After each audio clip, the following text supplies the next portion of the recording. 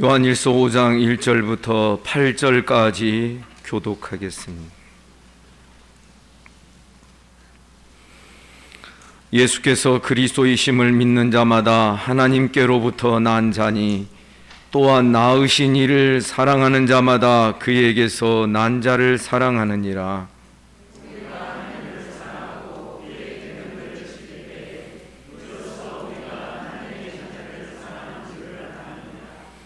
하나님을 사랑하는 것은 이것이니 우리가 그의 계명들을 지키는 것이라.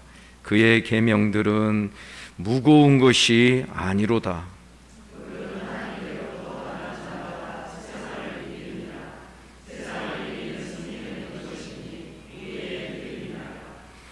예수께서 하나님의 아들이심을 믿는 자가 아니면 세상을 이기는 자가 누구냐?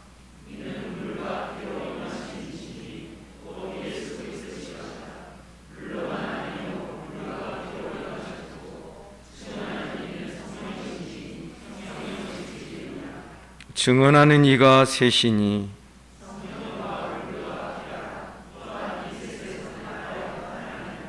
아멘.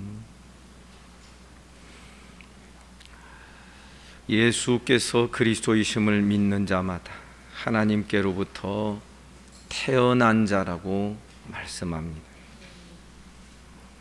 예수가 그리스도이시다.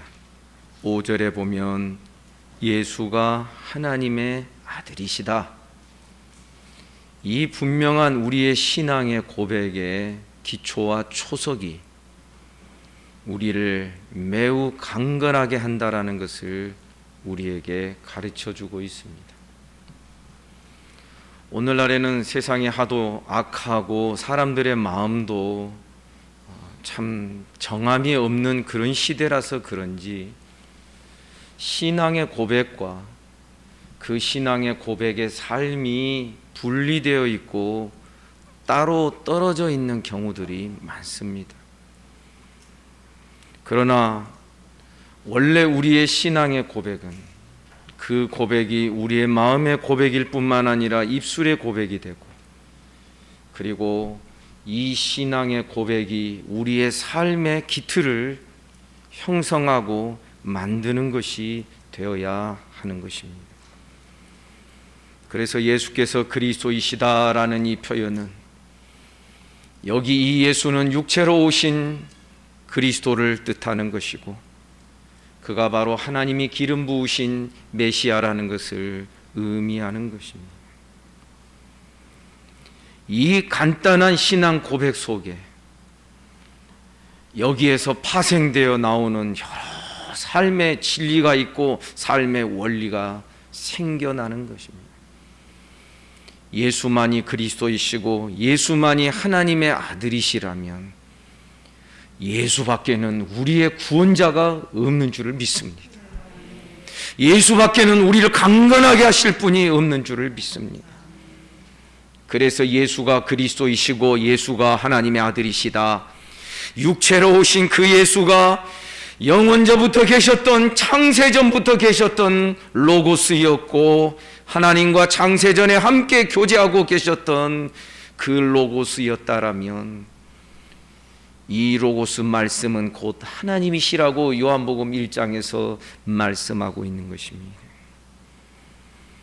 여러분, 우리가 여러 가지 복잡한 생각, 자질구레한 잡스러운 생각을 떨쳐버리고,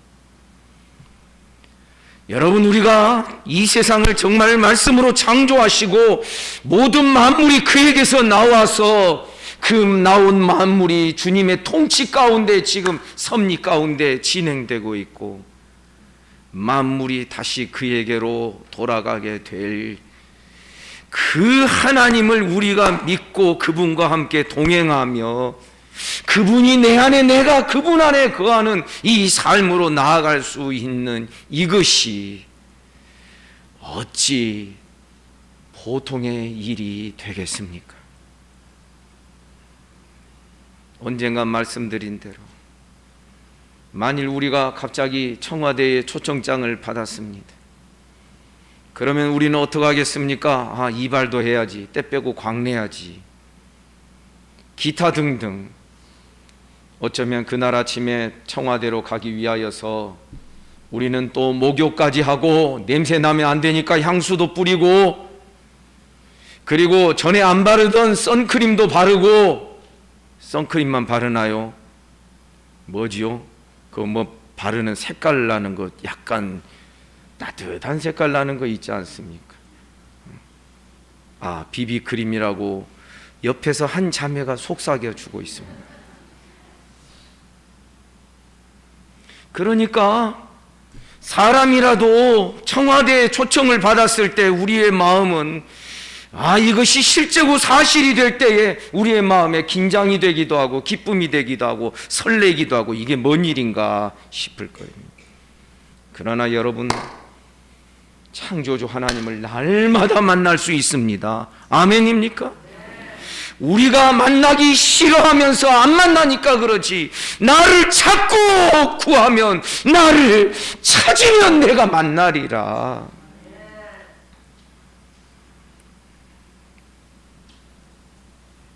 적어도 요한일서에서는 이런 사실적인 신앙을 우리에게 계속 가르쳐주고 권면하고 있는 것입니다. 그래서 예수가 그리스도이심을 믿는 자마다 하나님께로부터 난 자다, 하나님으로부터 거듭난 자인 것을 말하고 있습니다. 이러한 자는 낳으신 이를 사랑한다. 하나님은 사랑이신데 그 하나님을 더 사랑하고, 하나님의 사랑을 받은 그것에 근거하여 하나님을 사랑하게 되고, 뿐만 아니라 그에게서 난 자를 사랑하느니라. 그에게서 난 자, 예수님일 수도 있고 성도들일 수도 있는 것입니다. 이와 같이 1절 한 구절만 보더라도 우리가 알아야 될 것은, 따라서 합시다, 가족입니다. 교회를 가리켜서 하나님의 집이다라고 디모데서에서 사도가 말할 때에 그 집의 개념은 오이코스, 가정, 홈, 패밀리 개념인 것입니다. 어떤 기업체가 아니라는 것이지요. 어떤 사업체가 아니라는 것이지요. 가정이 교회의 본질을 설명하는 또 하나의 중요한 그런 개념이 되는 것입니다. 그리고 그 가정은 아버지가 사랑이신 것처럼 아버지를 닮아서 그 자녀들이 서로 피차 사랑하는 가정을 이루게 될 줄을 믿습니다.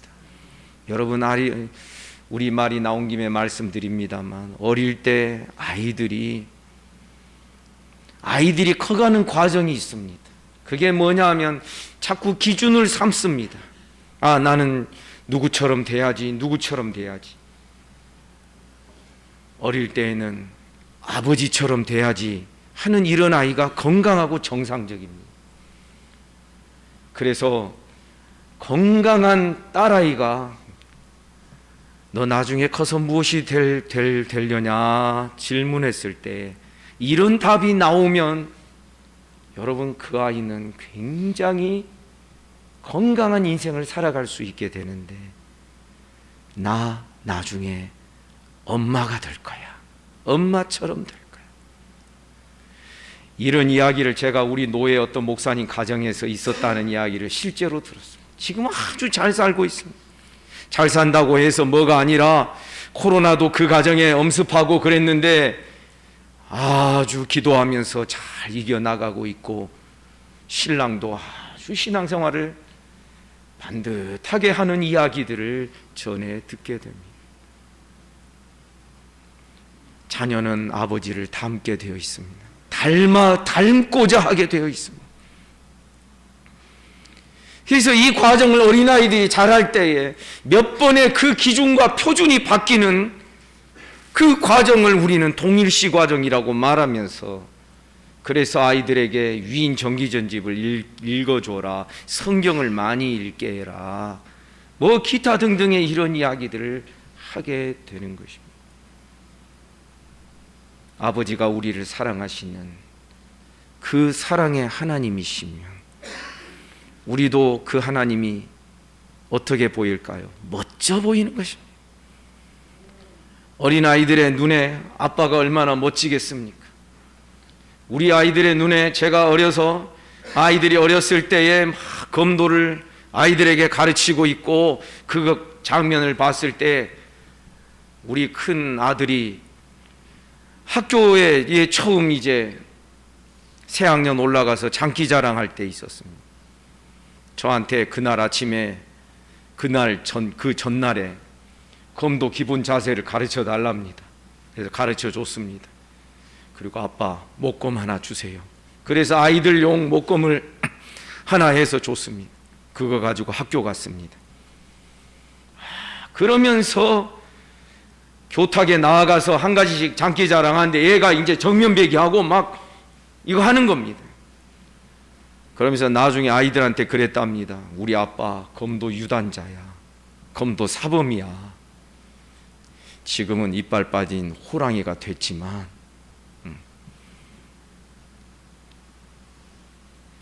이렇게 자기 아버지를 자랑스럽게 여기는 우리 하나님 아버지를 자랑스럽게 여기고 그분을 닮아가고자 하는 우리 성도들 되시기를 주님의 이름으로 축복합니다.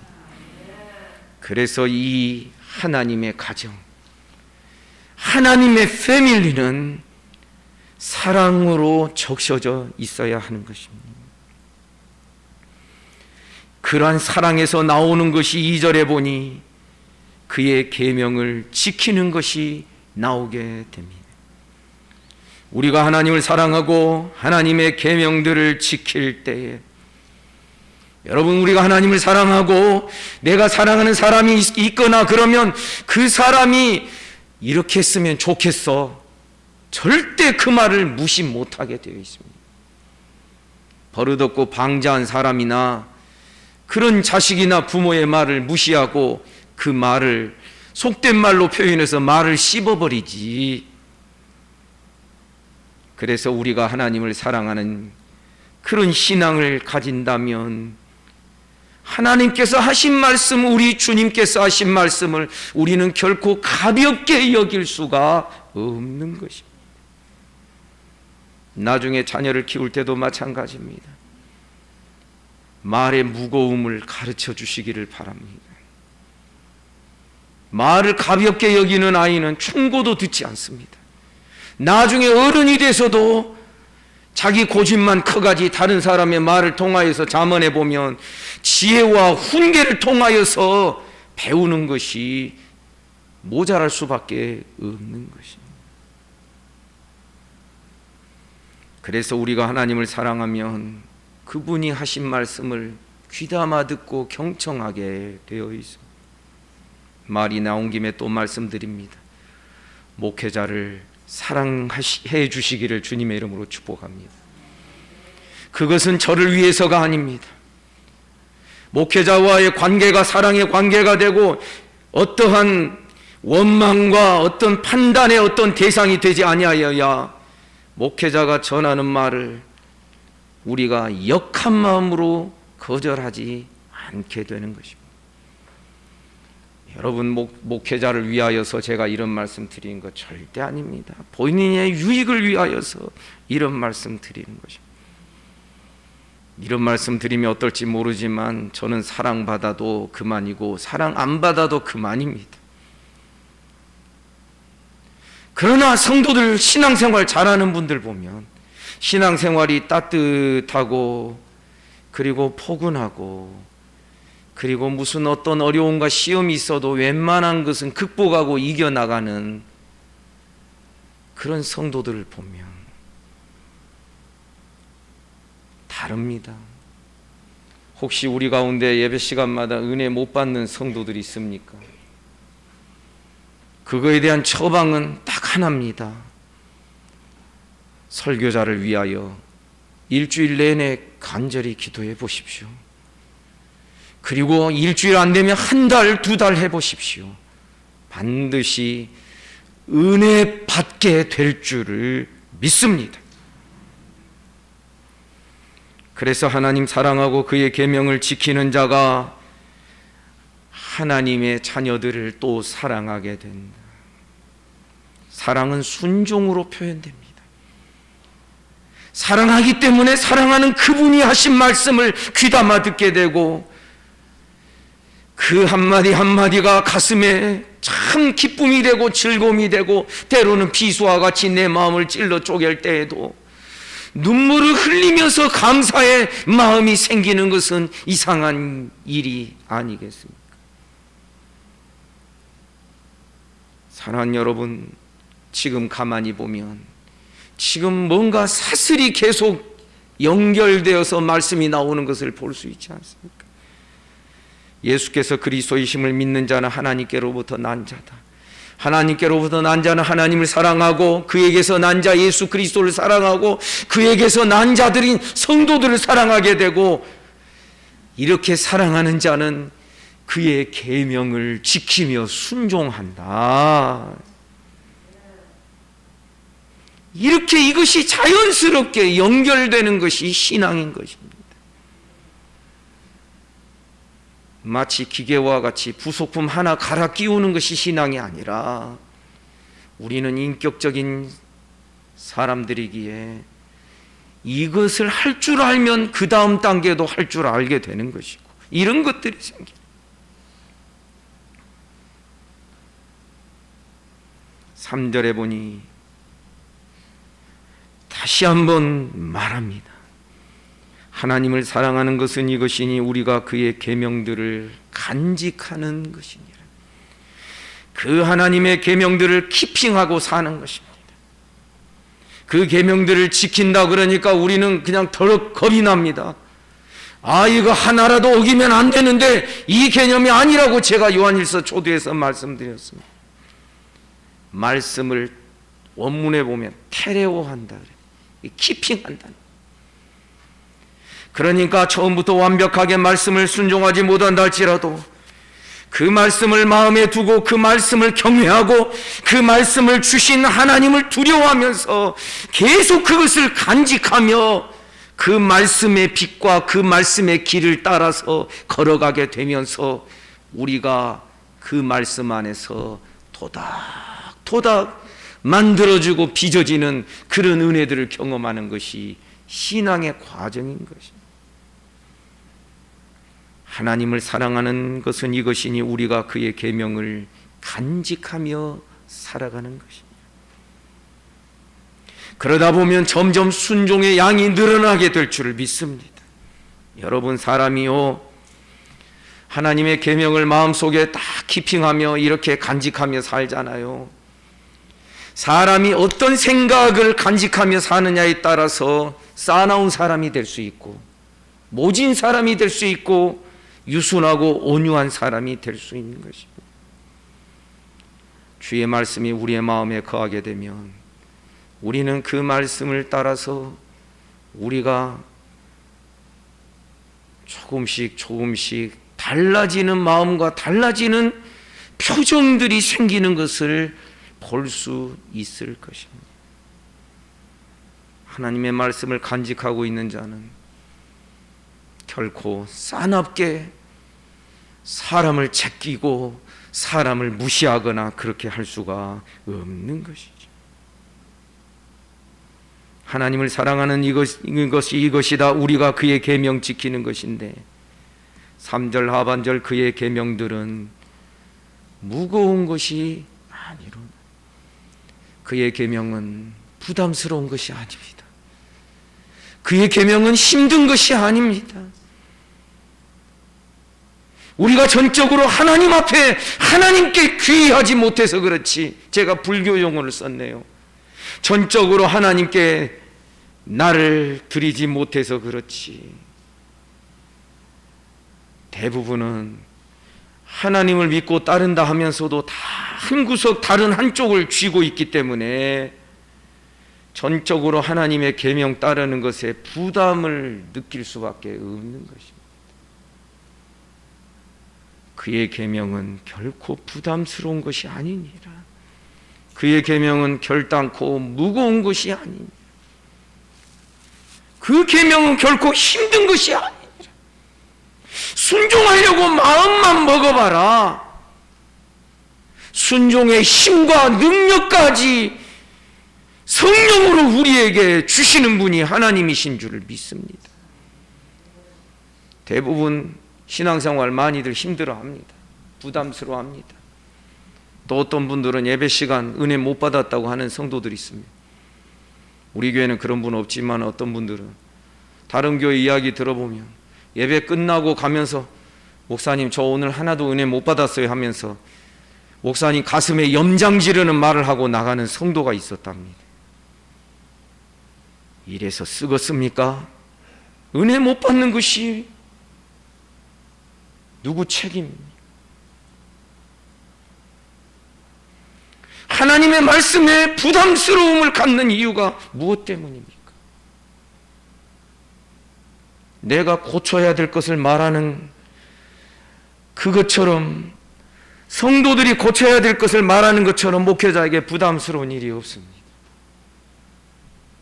내가 고쳐져야 된다라고 다른 사람에 의해서 지적받는 그것처럼 나에게 힘들고 부담스러운 것이 없습니다. 기도 제목도요, 하나님 우리 자녀들 잘 되게 해주세요, 하나님 우리 건강하게 해주세요, 그런 것만 기도 제목 내놓잖아요.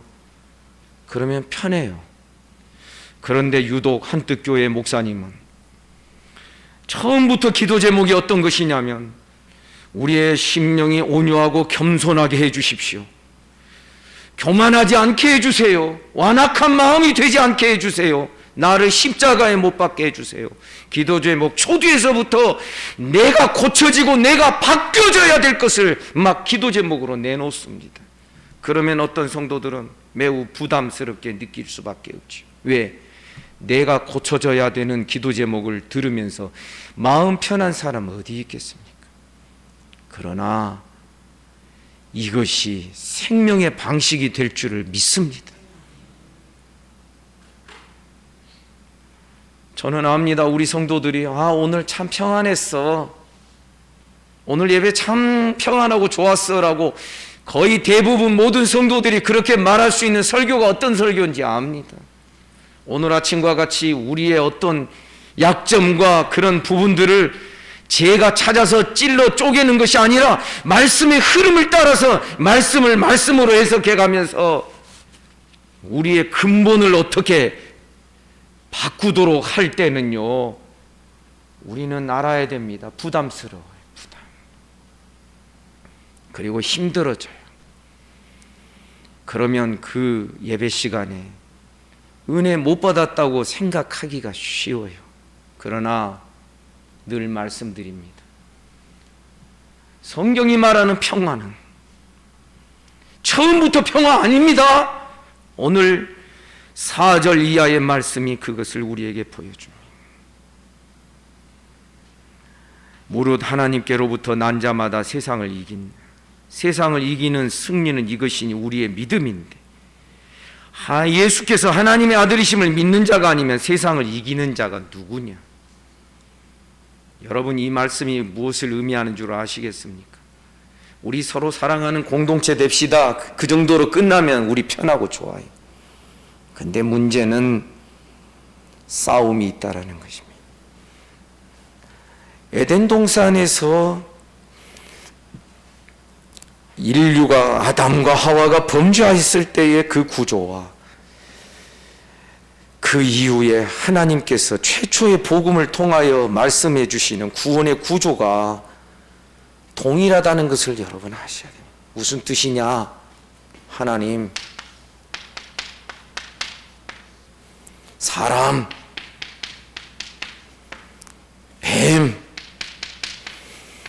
뱀 뒤에는 마귀가 있죠. 사실 에덴 동산에 이 세 존재가 자리 잡고 있었어요. 물론 모든 중심은 하나님이지. 하나님이 사람을 하나님의 형상대로 창조하셨죠. 그리고 하나님과 사람 사이에 계명을 주시고 율법을 주신 것이 에덴 동산 중앙에 있는 생명나무와 선악을 알게 하는, 열매를 맺게 하는 나무, 두 나무, 생명과 사망에 관한 계명이 주어져 있는 그 나무라고 말씀드렸습니다. 여기에 누가 끼어듭니까? 뱀이 끼어듭니다. 그렇게 해서 결국 뱀은 하나님을 대적하고 하나님을 거스리고자 하는 이 뱀이 결국 사람을 타락시킴으로 자기의 목적을 이룬 것 같습니다. 자, 죄의 구조는 사람이 뱀과 친구가 되는 것입니다. 뱀과 가까운 관계를 맺습니다. 뱀의 말을 신뢰합니다. 하나님의 말씀을 불신합니다. 이때 하나님과 사람은 왼수 관계가 되는 것입니다. 이것이 죄의 구조입니다. 그런데 구원의 구조는 어떻게 됩니까? 거꾸로 됩니다. 하나님이 창세기 3장 15절에서 말씀합니다. 뱀과 여자가 서로 원수가 될 것이다. 그리고 뱀의 후손과 여인의 후손 사이에 계속적인 싸움이 있을 것인데, 뱀의 후손은 여인의 후손의 발꿈치를 뒤에서 상하게 할 것이나 여자의 후손이 뱀의 후손의 머리를 상하게 하는 결정적인 승리를 얻게 될 것이다. 우리는 창세기 3장 15절이 최초의 복음, 영어로 말하면 프로토 에반겔리움 이렇게 부릅니다. 성경에 최초로 계시되어 있고 약속되어 있는 복음의 약속입니다. 그런데 이 복음 안에 어떤 개념이 들어갑니까? 너와 뱀 사이에 네가 왼수가 될 것이다. 서로 물어뜯고 잡아뜯는 그런 관계가 될 것이다. 이게 구원이다. 다시 말씀드리면 구원은 그냥 평안하고 좋은 것만이 아닙니다. 구원에 반드시 원수 개념이 들어갑니다. 죄는 어떨 때 죄가 발생합니까? 원수가 되어야 될 자와 친구가 되고, 친구가 되어야 될 하나님과 원수 관계가 되는 그것이 죄가 만들어지는 그 구조가 되는 것입니다. 그렇다면 구원은 이것에 거꾸로 되는 것이 당연한 것입니다. 예수께서 제자들에게 오셔서 말씀하셨습니다. 내가 이제부터는 너희를 친구로 하리라. 아멘입니까? 주님이 그 말씀을 제자들에게 해주신 것은 이런 오래된 이야기의 그 구조를 주님께서 보시면서 말씀하신 것이라고 저는 믿어 의심치 않습니다. 여러분, 구원은요, 원수가 분명한 것이 구원입니다. 원수가 흐지부지하게 원수인지 아닌지 모르는 그런 성도는 아직 구원이 분명한 자라고 말할 수가 없을 것입니다. 여러분, 구약시대의 구약성경에 가나안 전쟁을 여러분 한번 보십시오. 하나님은 얼마나 아말렉 족속이나 이런 사람들, 가나안 거민들을 얼마나 원수로 여기셨는지. 사실은 가나안 거민들을 이스라엘 백성들이 들어가서 그들을 칼로 심판하고 전쟁으로 그들을 멸절하게 되는 그 시점이 언제냐면 하나님께서 아브라함에게 약속해 주셨던 말씀 속에 나타납니다. 아직은 아모리 족속의 죄가 관영하지 않았기 때문이다. 아직은 아모리 족속의 죄가 이렇게 그냥 아구까지 차오르지 않았기 때문에 그동안 이 죄가 차오를 때까지 기다리는 동안 너의 후손이 애굽에서 종살이하고 나그네 생활할 것이다. 그리고 4대 만에 다시 돌아오게 될 것인데, 그때에는 아모리 족속의 죄가 관영하여 가득 차서 이스라엘 백성들이 따라서 삽시다. 하나님의 군대, 하나님의 용사가 되어서 이 가난한 거민들 원수 삼아서 이들을 멸절하는 이것이 약속의 땅에 대한 계명의 중심이었던 것입니다. 그래서 사사시대를 보십시오. 전쟁을 회피한 시대였습니다. 전쟁을 피합니다. 가나안 거민과 화친을 맺습니다. 아들과 딸들을 서로 주고받습니다. 서로 사돈관계가 됩니다. 그런 시대는 어떡합니까? 왼수가 없어요. 왼수 개념이 흐지부지 되어 있어요. 그런 시대는 영적으로 가장 타락한 시대가 됩니다.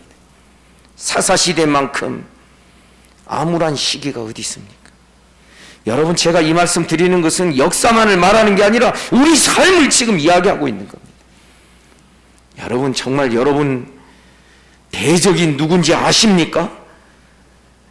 대적이 정말 보이지 않는 하나님이 계시는 것처럼 대적이 보이질 않지만 분명히 있다라는 것을 여러분 알고 믿고 계십니까? 그런데 왜 그 대적 좋아하는 짓을 합니까? 그 좋아하는 짓 할 수가 없는 거잖아요. 구원은 원수 개념이 분명한 것이 구원입니다. 그러면서 친구 개념도 분명합니다. 하나님과 밀접하게, 주님이 내 안에, 내가 주님 안에, 주님이 나의 머리요, 내가 주님의 몸이 돼요.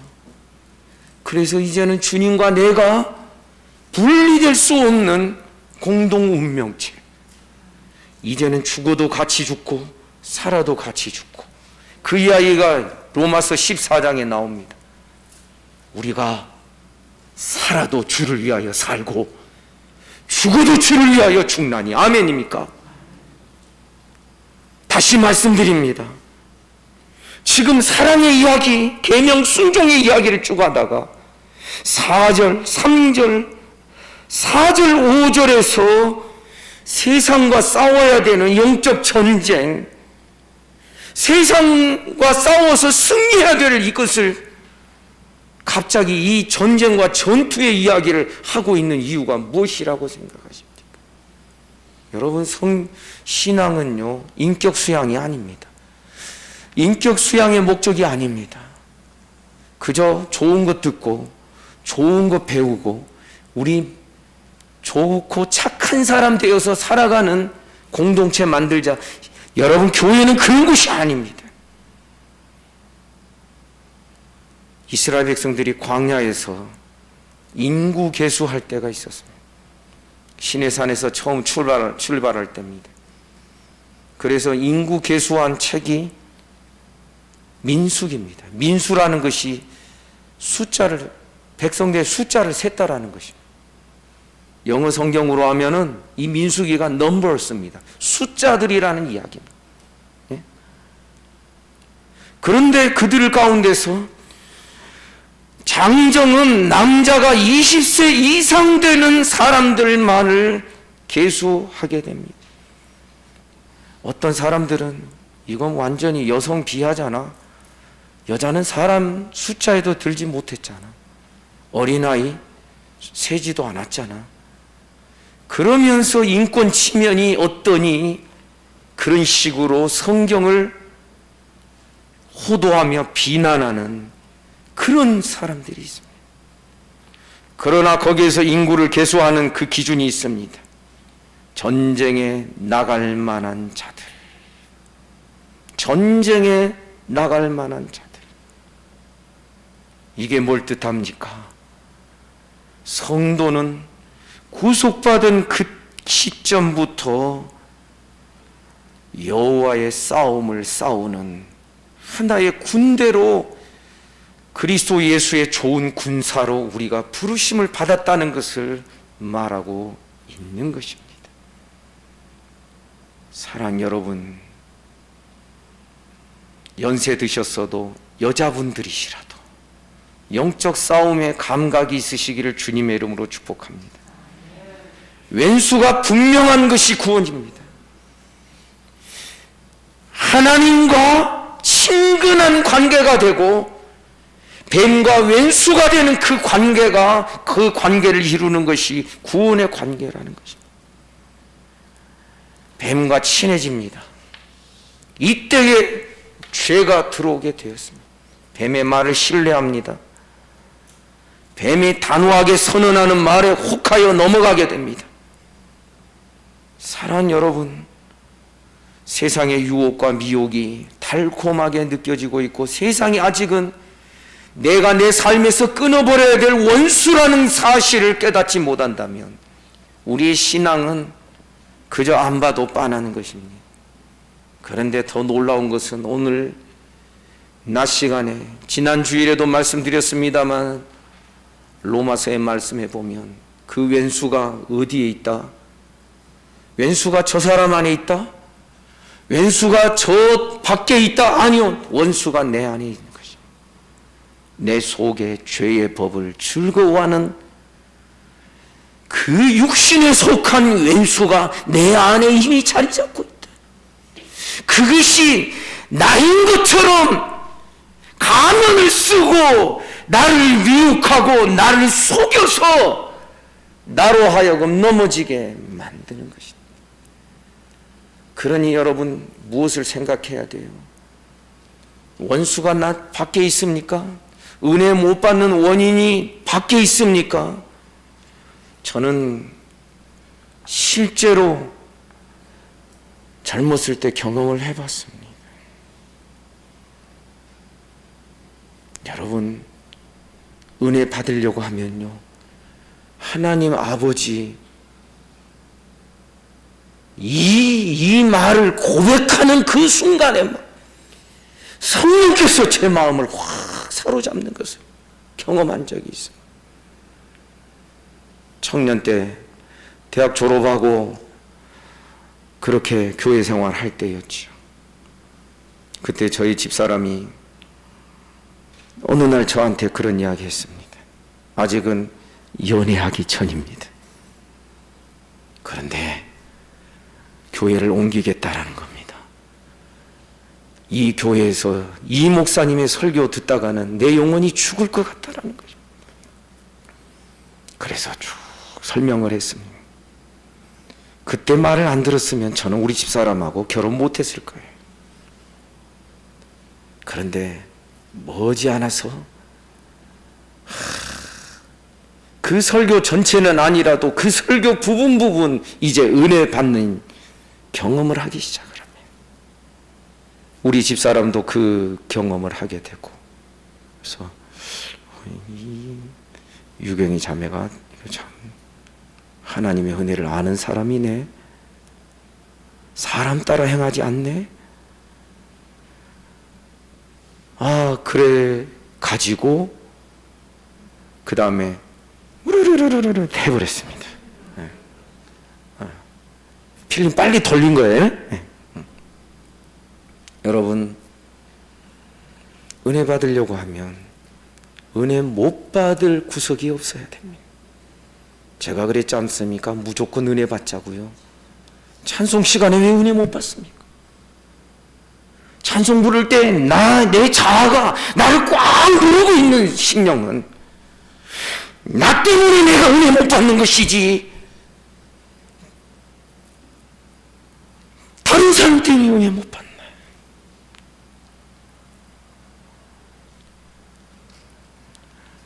저는 영적 싸움의 대상이, 내가 이겨야 될 세상이 저 내 밖에 있는 것이 아니라 내 안에 있다고 하는 사실을 제가 지금 계속 말씀드리고자 하는 것입니다.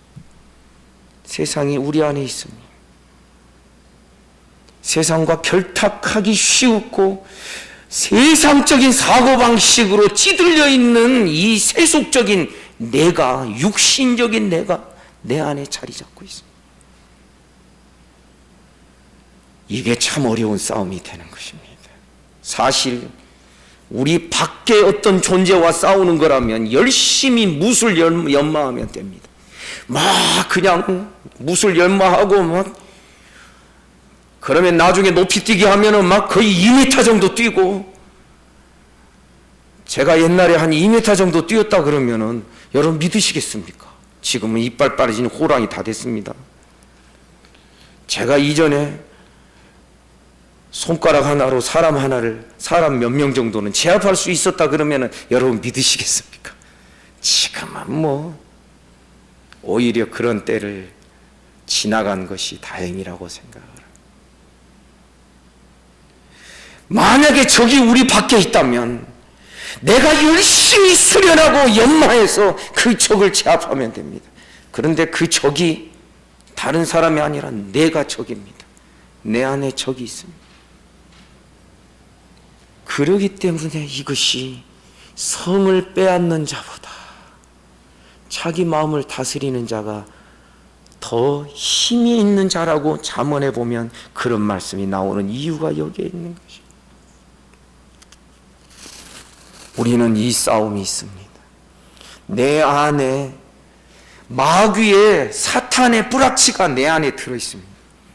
그래서 사탄이 구태여 막 어떻게 힘 안 쓰고 저 멀리서 리모컨 가지고 딱딱딱딱 해도 내 안에서 막 들끓어오르는 마귀 쪽의 존재가 내 속에 내 나로 자리 잡고 있다는 것입니다.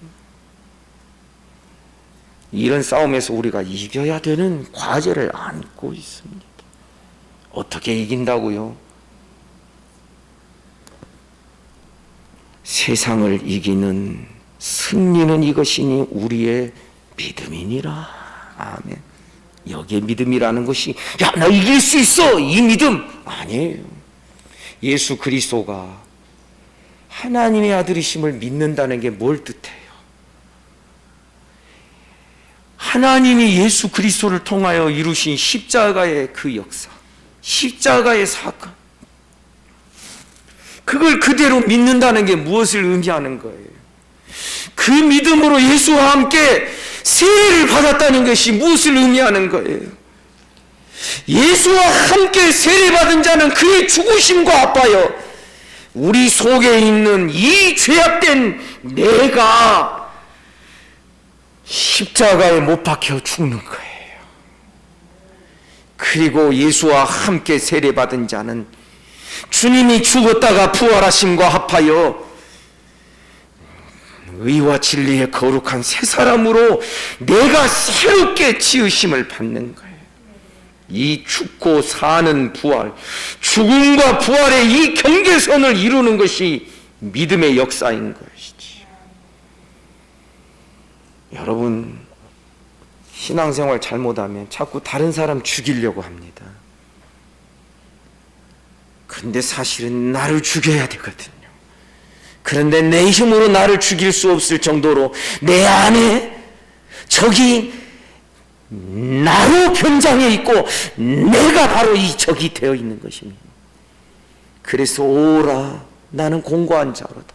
이 사망의 몸에서 누가 나를 건져내랴. 어쩔 수가 없잖아요. 내 속에 적이 있고 내 속에 죄의 근원이 자리 잡고 있고 이것이 얼마나 능력 있고 드세든지 내가 조금 선을 행하려고 하고 주의 뜻에 순종하려고 하지만은 그것은 생각뿐이지 번번이 나를 죄 아래로 나를 사로잡아서 끌고 들어온다는 거예요. 이 사망의 몸에서 누가 나를 건져내랴. 세상을 이기는 이김은 이것이니 우리의 믿음이니라. 아멘입니까? 언젠가 말씀드렸습니다. 믿음은요, 처음 출애굽했을 때에는 어린아이와 같아가지고요, 하나님이 그 믿음의 어떤 행동을 하라고 요구하지 아니하십니다. 너는 가만히 있어. 여호와께서 너희를 위하여 무슨 일을 행하시는지를 가만히 지켜만 봐라. 그리고 따라오기만 해라. 그래서 모세가 지팡이로 홍해를 가리키니까 홍해가 갈라졌습니다.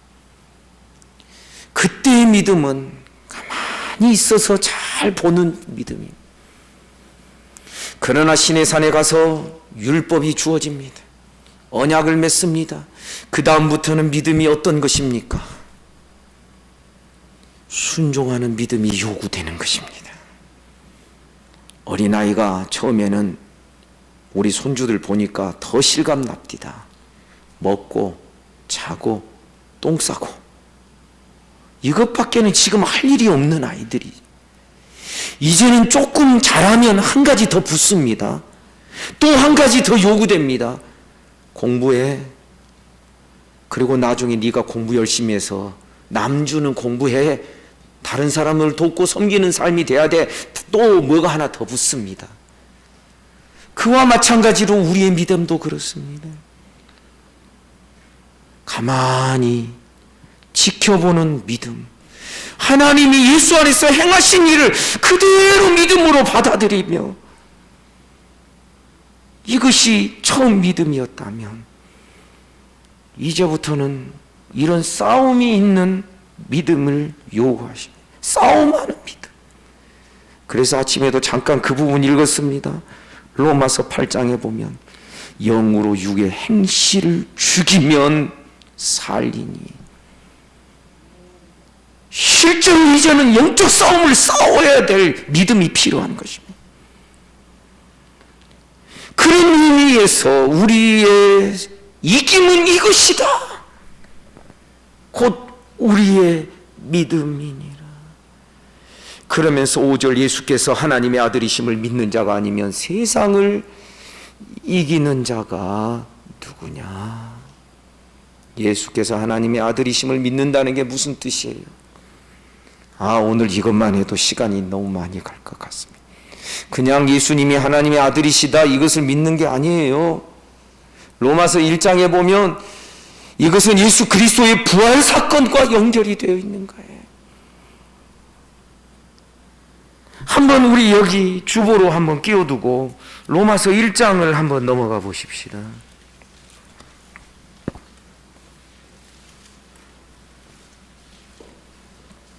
로마서 1장 3절과 4절 두 절을 다 같이 읽겠습니다. 시작. 그의 아들에 관하여 말하면 육신으로는 다윗의 혈통에서 나셨고 성결의 영으로는 죽은 자들 가운데서 부활하사 능력으로 하나님의 아들로 선포되셨으니 곧 우리 주 예수 그리스도시니라. 아멘. 성결의 영으로는 죽은 자들 가운데 부활해서 능력으로 하나님의 아들로 어떻게 됐다? 선언되셨다. 선포되셨다. 쉽게 말하면 하나님의 아들로 확정이 되고 인정이 되고 선포되고 이제 하나님의 아들이다라는 최종적인 딱 그 결론이 내려진 시점이 언제냐면 예수께서 죽은 자들 가운데 부활하셔서 부활 사건은 그런 의미를 갖는 것입니다. 왜냐하면 하나님의 아들이라는 것은 따라서 합시다. 아들은 상속자입니다. 상속자면 아버지 것을 상속받습니다. 그런데 예수님이 죽으시고 부활하신 다음에 아버지 것을 상속받습니다. 언제요? 마태복음 28장에 기록되어 있습니다. 부활하신 다음에 한 산에서 제자들을 만납니다. 그리고서 예수께서 오셔서 말씀하십니다. 하늘과 땅의 모든 권세를 내게 주셨으니. 아멘입니까? 아버지 것을, 하늘과 땅의 모든 권세, 아버지의 그 권세를 예수님이 상속받는 시점이 있다라는 것입니다. 그것이 바로 예수 그리스도의 부활 사건을 통하여서 되는 것입니다. 그래서 부활을 통하여서 상속자가 되셨으니 이 말을 하나님의 아들로 선언되셨고 인정되셨다라고 말하는 것입니다. 사도행전 13장에서는 예수님이 십자가에서 죽으시고 부활하신 다음에 그때 시편 2편에 있는 오늘날 내가 너를 낳았다. 너는 내 아들이다. 오늘 내가 너를 낳았다라는 말씀이 그 말씀이 응해진 그때가 바로 예수님이 죽으시고 부활하심으로 말미암아 된 것이라고 말하는 것입니다. 그러니까 어쨌든 다시 요한일서 5장으로 넘어가면 예수께서 하나님 아들이심을 믿는 자가 아니면 예수께서 죽음과 사망의 권세를 이기시고 부활하신 하나님의 아들이신 것을 믿는 자가 아니면 세상을 이길 수 있는 자가 누구냐? 지금 이 말씀 하는 것입니다. 성도 여러분, 우리 주님은 우리와 같은 육신을 가지셨습니다. 그럼에도 불구하고 죄 없으신 삶을 사셨습니다. 이것은 우리에게 희망이 되고 소망이 되는 것입니다. 우리와 같은 몸을 가지셨는데 이렇게 하셨구나, 이렇게 될 수 있구나 하는 그 표준과 모범과 그 길을 보여주신 분이 예수 그리스도이십니다. 그래서 너희도 이렇게 할 수 있어. 그런데 너희 힘이 아니어야 돼. 예수님이 죽기까지 아버지께 복종하셨잖아. 그러니까 복종하신 그 예수를, 그 아들을 하나님이 아버지가 그를 죽은 자 가운데 내버려 두지 않고 그 죽은 자 가운데서 그를 일으키신 거야.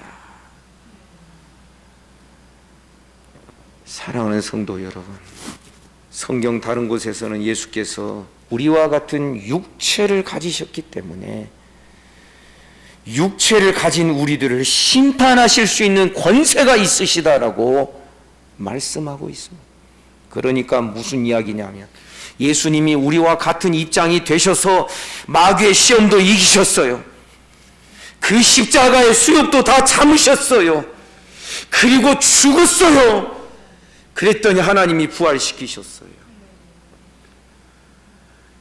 예수님이 만약에 영지주의자들이 말하는 것처럼 어떤 영적인 존재로 오셔서 영적인 허상으로 십자가에서 피를 흘렸고 죽었고 그랬다면은 예수님은 우리와 같은 육체를 가져보신 적이 없다라고 만약 가정한다면 우리 같은 육체를 가진 자들을 심판할 수 있는 입장이 못 되시는 거예요.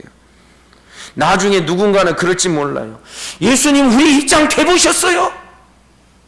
우리가 이 육체를 가지고 얼마나 힘들었는지 아세요?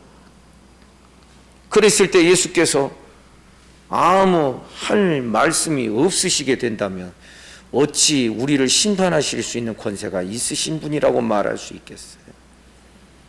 그런데 주님이 그러실 거예요. 나도 네 입장 다 돼봤어. 뱃속에서 내가 성령으로 잉태됐다고 해서 40주 아니고 딱 4주 만에 내가 태어난 줄 알아? 40도 다 채웠어.